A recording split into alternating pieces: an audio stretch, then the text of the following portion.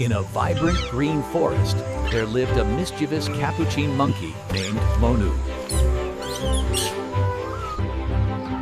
One day, it saw a glowing golden fruit. Monu quickly climbed the tree to grab the fruit.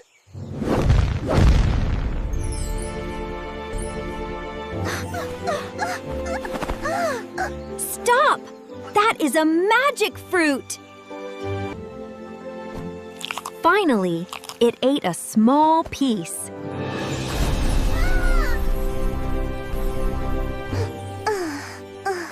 Oh no!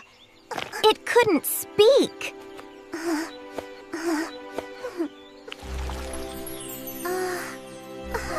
The bird gave it some medicine.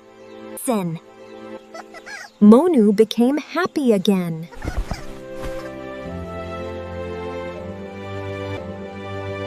Think before you act.